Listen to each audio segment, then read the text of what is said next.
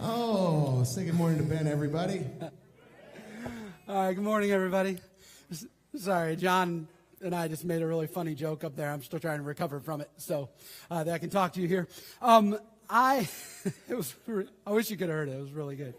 A couple weeks ago, I had an experience that was kind of unsettling, and I want to share it with you this morning to kind of frame in where we're going to be in the book of Hebrews.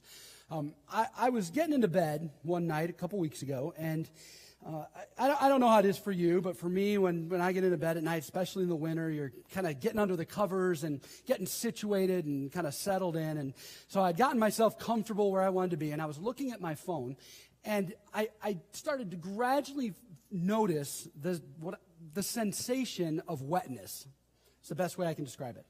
And so I'm laying there, and it's taken me a minute to understand what's happening, but the wetness is progressing, and the lower back quadrant of me is starting to feel very damp.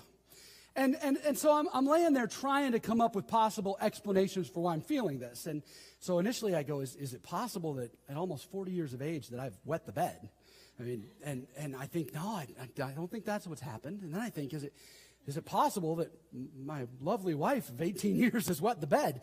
And if so, how do I love her through this experience? And so I decide, well, it's probably not that. So I roll over and I say to her, I'm feeling an abnormal amount of wetness right now, which is a funny thing to say, as she pointed out, because what's an acceptable amount? Well, like, what's a normal amount of wetness to feel and be okay? So I jump out of bed, we get up, turn on the light, and sure enough, my whole side of the bed is soaking wet. Bedspread, comforter, sheet, fitted sheet, memory foam mattress pad, everything is just soaked through. My sweatpants are wet, and I'm standing there, and I say, what is going on right now? That's the only thing that I can kind of get out. How did I get to this point? Why is this happening? I don't think it's supposed to be like this. Now, it turned out that the culprit was one of our dogs, one of my wife's dogs, I'd like to point out, which, by the way, didn't go on her side, but went on mine, and this dog channeled her inner camel and, destroyed our bed. Now, I tell you that to say that as silly a story as that is, I think moments where we stand and go, what is happening right now? I think that silly moment can kind of paint a picture for more serious moments, kind of life moments, where what I would call in the context of today, kind of wet the bed moments. Moments where you're standing there going, what has happened? How did I get here? And what am I supposed to do next? I got a call yesterday that a friend of mine who had been battling cancer had passed away. This guy is a guy with his wife who has run a nonprofit ranch for at-risk kids in Jackson.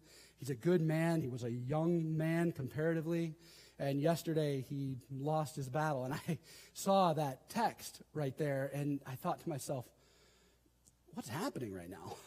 And I imagined his wife and his family and the people who he works with and the kids that he serves going, what in the world is going on? How did we get to this moment? I talked to a couple last week. They've been married for about 20 years, and they are having a hard time. They've got kids, and they're kind of at that point where they're going, I don't know if we're going to make it. I don't know if we can stay together. And stuff is coming out, and hurt is emerging, and they're kind of dealing with some stuff. And as I listened to them talk, I heard this same moment. What's going on? What's happening right now? It's not supposed to be like this. How do I deal with it? I've got another friend who's got a teenage son, and this guy's a good dad, and his son is just being stupid, making horrible decisions, not listening to anyone. My friend says to me, I pray every night that he'll stay alive that night because I don't know where he is or what's going on. Why is this happening? What is going on right now? It's a wet bed kind of moment. And what do you do in those moments, right? What do you do when you lose your job? What do you do when you feel abandoned and betrayed by your family? What do you do when you just look at your dreams and expectations and hopes and they're just not being met? Nothing's happening the way it's supposed to, and you're just standing there going, what in the world is going on? Now, we have lots of words for these kind of moments: suffering, hard times, pain, sadness, all of that. But whatever those moments are, there's a couple things to know about them. I mean, first of all, they are unlimited. I mean, it's not like life hands you out 3 tickets at the beginning and goes, okay, 3 things are going to happen to you that are bad in your life, and you don't know when they are, but they're coming. It doesn't work like that. You can go a long time without them. You can go a little bit of time with a lot of them. It's just, they're unlimited. And they're also universal, meaning as soon as I started telling those stories, I bet everyone in here could think of a time that has happened to them, something that is happening to them right now, or something that's happening to someone they know that is causing them to go, what in the world is going on? If you don't have one of those moments, or if you haven't had one, I've got some bad news. It's coming. It's coming for all of us. These moments are unlimited and they're universal, but they're also really unique at the same time. I mean, what is sad to you, what is hurtful to you, what you're suffering through isn't the same as what I am, or isn't the same as what someone else is. And also, we understand that all suffering and all sadness and all hardship isn't equal, right? I mean, the junior high boy who just got dumped by his girlfriend of 7 minutes, that's not the same as someone who's fighting cancer. But let's be careful not to dismiss everything because of that, because the reality is it's all contextualized, it's all unique, meaning that whatever you're feeling in the moment, sure, on a grand scale, it might not be the same as what someone else is. There's always someone who's got something worse, but what you're feeling in the moment, it's the same feeling, even if it's a different thing. So I think these moments for us are unlimited, they're unique, and they're universal all at the same time. And the real question is, what do we do with them? When you're in that moment going, what is happening right now, and what can I do? How did it get to be like this? Because I don't think it's supposed to be this way. How do we respond to that? Now, I share all that with you because the passage we're going to look at in the book of Hebrews today is addressing exactly that. It is talking about what we should do when we find ourselves in moments of suffering, when we find ourselves in moments where the bed is wet and we're going, what is happening right now? So with all of that in mind, let's take a look at this passage in the book of Hebrews. Now, Hebrews chapter 10, verse 32. It says, think back on those early days when you first learned about Christ. Remember how you remained faithful even though it meant terrible suffering. Sometimes you were exposed to public ridicule and were beaten, and sometimes you helped others who were suffering the same things. You suffered along with those who were thrown into jail, and when all you owned was taken from you, you accepted it with joy. You knew that there were better things waiting for you that will last forever. Now, let's just remember the context of the book of Hebrews. Hebrews is being written to people who have decided to follow Jesus. Instead of believing and trusting in salvation coming from the law or the sacrificial systems of Judaism, they've decided that their hope and faith is put in Jesus and in Jesus alone. Now, they have done this at great risk to themselves. When they made this decision, the Roman Empire, as well as Jewish religious leaders, began singling them out, hunting them, persecuting them, even killing them sometimes.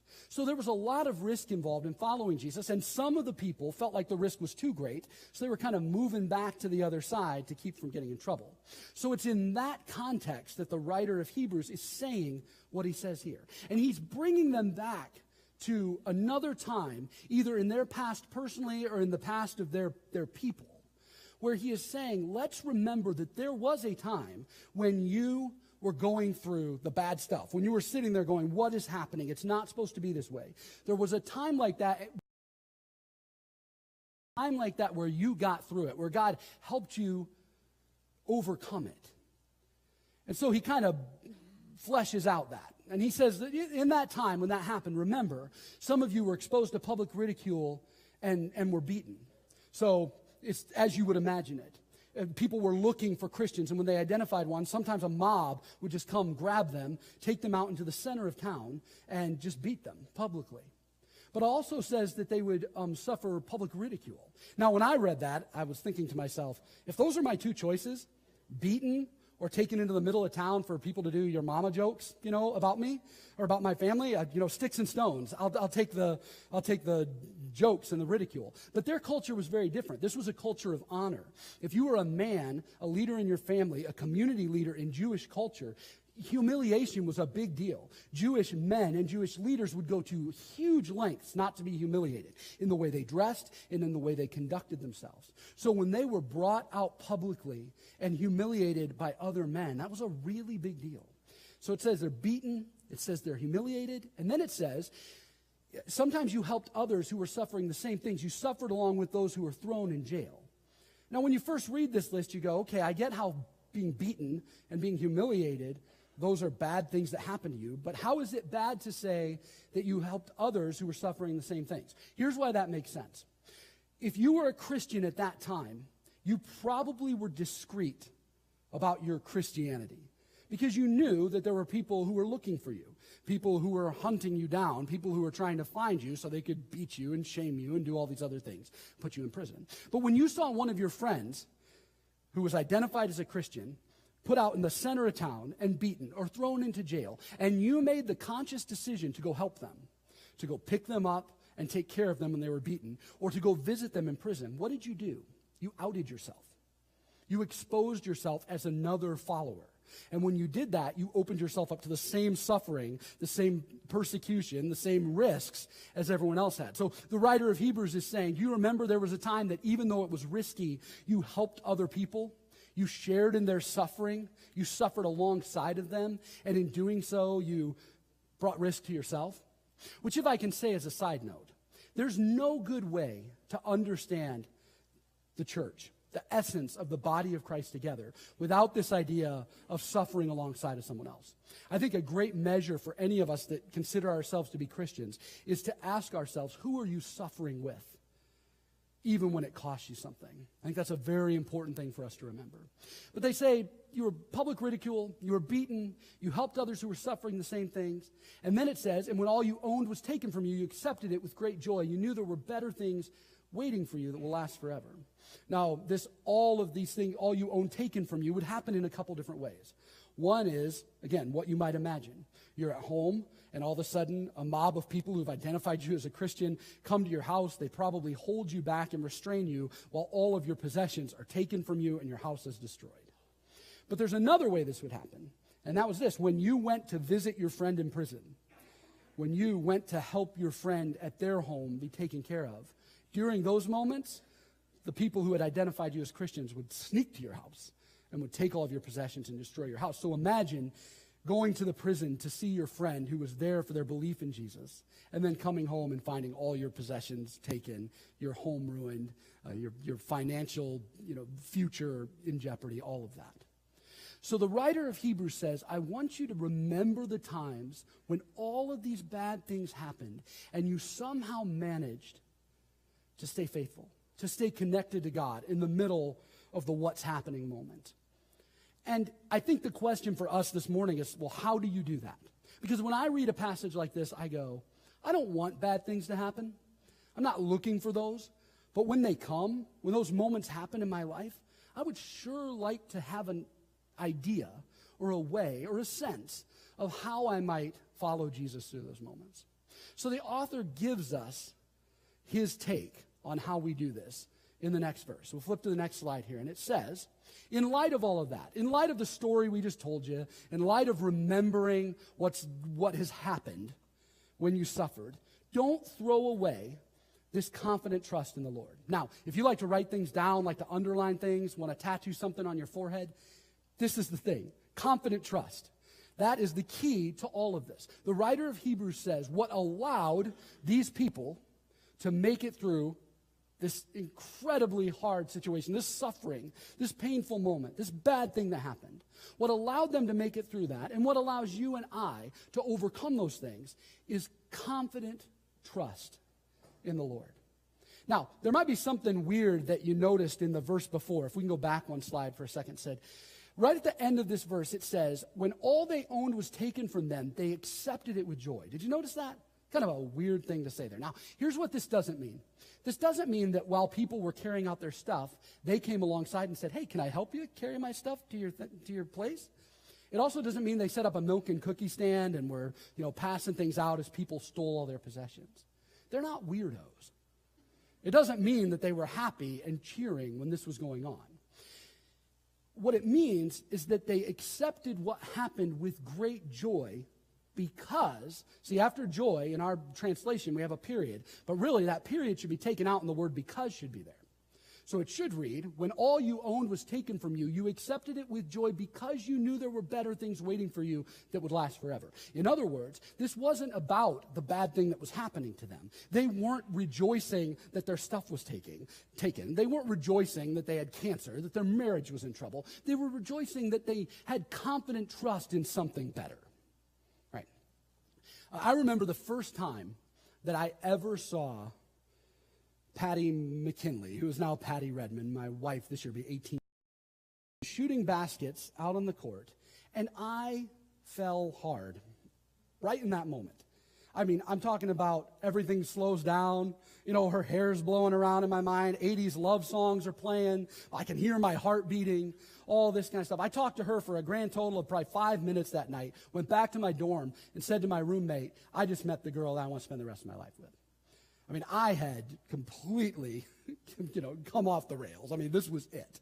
Now, this might be hard for you to wrap your mind around and process, so feel free to take your time. She didn't feel the same way all the way. She was not following God clearly as closely as she should have been, and her eyes were blinded by her own selfishness and sin, and she couldn't hear the Spirit telling her that, the man of her dreams had come into her life and all of that. But I clearly, as the more mature one, was following Jesus and knew that this is what was supposed to happen. So I proceeded as such to shine a light into her life and let her know, and it probably bordered on stalking, but I did everything I could do to get her attention. And finally, she agreed to go out with me. And we went out for a little while, and then I think she realized that maybe her first instincts were right, and we broke up. But then we got back together, and then right at the end of 1996, in the living room of my grandparents' house, I know, the most romantic place ever, I got down on one knee, and I said, I've never met anyone like you, and I want to spend the rest of my life with you. And she said, yes, in that moment. Now, thank you. In that moment, if I had gone back to my dorm, and my roommate had said, dude, someone broke in here and took all your stuff. And also your car caught on fire and exploded. And your identity's been stolen and they took the, $40 in my college bank account or whatever. If all those things had happened, I still would have been grinning like an idiot and doing the happy dance. Because the headline in my life at that point was she said yes, right?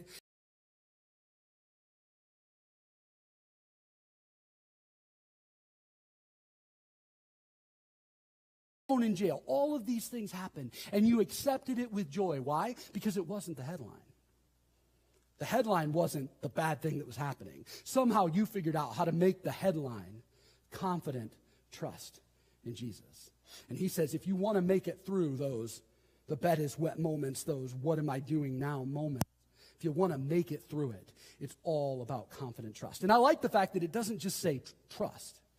It says confident trust. Now, that word that we use for confidence there when translated, it can be translated bold.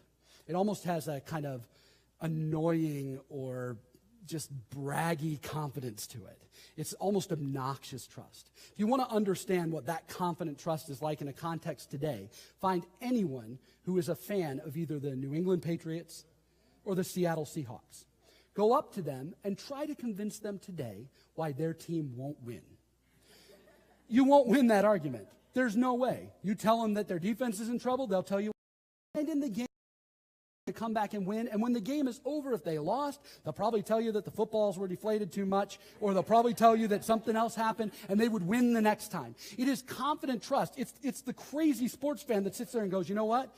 I'm not going to bother myself with the facts of what's happening in the game. My trust and my belief is in my team, and I'm going to live by it, and I'm going to die by it. And the writer of Hebrews says, don't throw away that. Don't throw away that confident trust that says, this is what I believe in, and this is what my hope is in. And if the circumstances of life dictate something else, if I'm in a bad way, if my marriage is in trouble, if I don't know where my kid is, if I hear the word cancer, if those things are going on, yes, they will hurt me. I'm not going to rejoice in those things, but I will be joyful and confident in the fact that Jesus is who he says he is, and that's the only thing I'm holding on to. And I am putting my feet there, and you or the situation around me in life will not convince me otherwise. Confident trust in Jesus. And he says here, don't throw that away. I think that's funny language because I imagine that he probably understood that some of them were considering throwing it away, right? Because the first thing we do when stuff gets bad is we throw away our confident trust. We kind of set it off to the side and go, I'm going to try to do this my way. I'm going to try to find another way because this isn't working. So he's saying it to a group of people who are trying to decide if they want to follow Jesus or stay connected to Judaism. But I think it applies. The rug comes out from under us. Anytime we're in that moment where we go, what should I do? We have in us an instinct that goes, I'm just going to put my trust in God away. I'm not going to dig in right here and go, this is what I believe in. And he's saying, do not throw that away.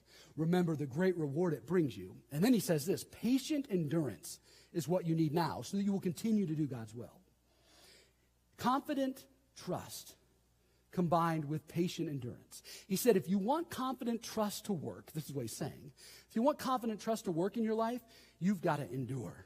And it's got to be patient endurance. It's got to be the kind of endurance that goes on for a long time, because that is the only way that this works. I like to think of this as confident trust on repeat.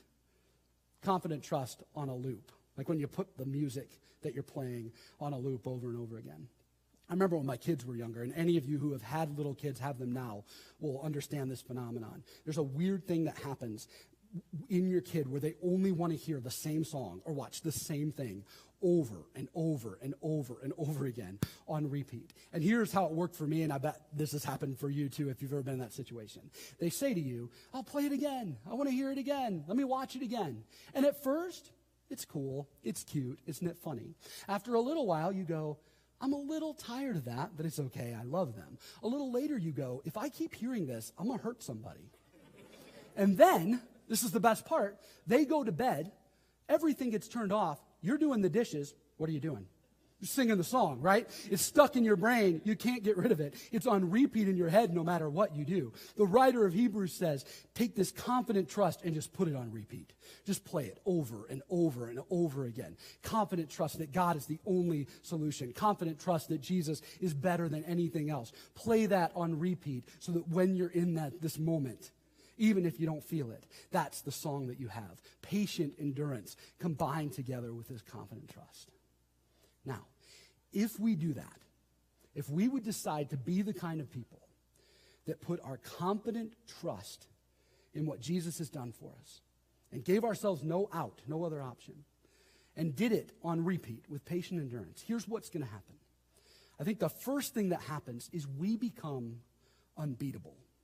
Let me explain what I mean by this. These guys were beaten, were ridiculed, were thrown in jail, and had all their stuff taken. And they stayed faithful, and they had joy. If you are the Roman leaders who are persecuting them, if you are the Jewish religious leaders who are chasing them down, what else do you do? What's your next option? We're going to throw you in jail again. Okay, confident trust. Oh, we're going to take all your stuff. Joy. You can't do anything to them. They become completely untouchable because their trust isn't in the circumstance. Their trust is in something better and something bigger. And so that you become the kind of person that cannot be defeated by whatever circumstance you're in. The Bible is filled with these people. The Apostle Paul is one of them. Paul was beaten. He was stoned. He was put in prison. He was shipwrecked 3 times. The 3rd time he shipwrecked, he was bitten by a poisonous snake. I mean, you can't even make this stuff that happened to this guy up over and over again. And look at his response. He's in prison writing, and he says, I figured it out. I know how to be content in every situation. I trust in Jesus. He's writing from prison. He says, count it all joy when you fall into these bad times, because Jesus is all that you need. They would threaten him. They would come to him and say, we are going to kill you. And his response in his writing was, well, to die is gain because I get Jesus. They said, fine, we'll let you live. He said, oh, to live is Christ because I get Jesus. It didn't matter what you said to him. He was here for you. Is in 2 Corinthians. Listen to what he says. Our hearts ache, but we always have joy. I love that because that's exactly what we're saying here. We're not saying you pretend like the stuff isn't hard. I'm not saying you'll laugh your way through it in some weird way. He said, no, our hearts ache, but we always have joy. We are poor, but we give spiritual riches to others. And listen to this line. We own nothing, and yet we have everything. How do you stop that? How do you stop the person that says we own nothing, but we have everything that there is to have? In the Old Testament, there's a story of three Hebrew children, Shadrach, Meshach, and Abednego, three Hebrew men who were sold as slaves to the Babylonian Empire. Nebuchadnezzar, the king, builds a statue of himself, because that's what you do when you're the king back then. He builds a statue of himself, commands everyone to bow down to it. These three guys will not. So they are brought to him, and he is going to execute them. The method of execution is thrown into a fiery pit. The pit, we are told, is so hot that the guards who drag the men to the edge and throw them in, they also die. They're burned just from standing on the outside of it. So here are these three guys standing outside of this pit. They feel the fire on their face, and the king says to them, I'll give you one more chance to do what I say, or you're going in there. And here is their response. They say, King, we believe that if you throw us into this fiery pit, that our God can save us. We believe that. But if he doesn't, son, we're not bowing down to your silly doll. That's basically what they say in this moment. And if you're King Nebuchadnezzar, what can you do? If your confident trust is in Jesus, there is nothing that life can throw at you if you have confident trust on repeat that you cannot overcome. And the reason you can overcome it is not because you're cool, calm, and collected. It's not because you're magical somehow. It's not because you're wired a certain way. It's because of what your trust is in. 3 times in this passage, we are told that there's something better coming. At one point, he says they let all their possessions be taken with gladness because they knew something better was coming along. And then later on, he says they were waiting for the reward that was coming at the end. What's the reward? It's Jesus. And he's been saying it all throughout the book of Hebrews. He's been telling us Jesus is all you need. Jesus is better than the angels. Jesus is better than Moses. Jesus is better than the high priest. He's the only sacrifice you need. It's all about Jesus. And when you lock your arms together with Jesus in confident trust on repeat, you cannot be defeated.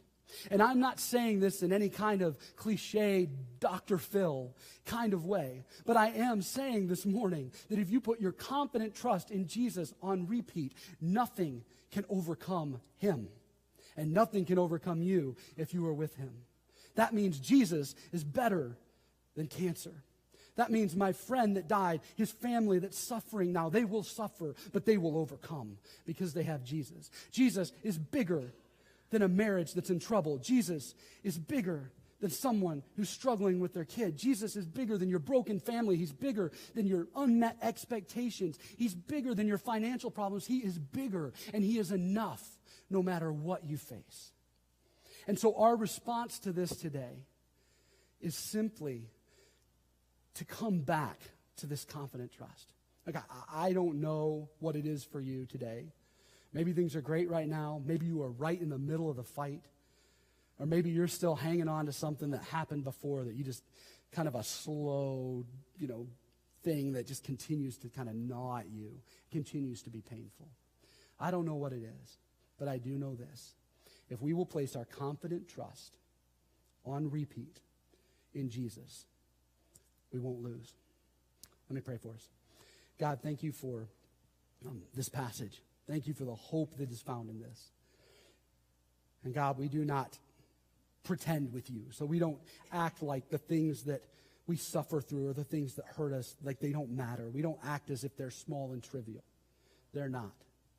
Now we acknowledge the tough things that we have to go through, the moments where we question and where it's hard to hold on.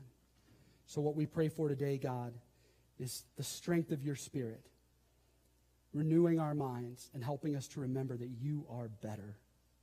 Helping us to remember that no matter what we are facing, if we place our confident trust in you and if we put that with patient endurance, that nothing can defeat that because nothing can defeat you. So show us how to live like this. Amen.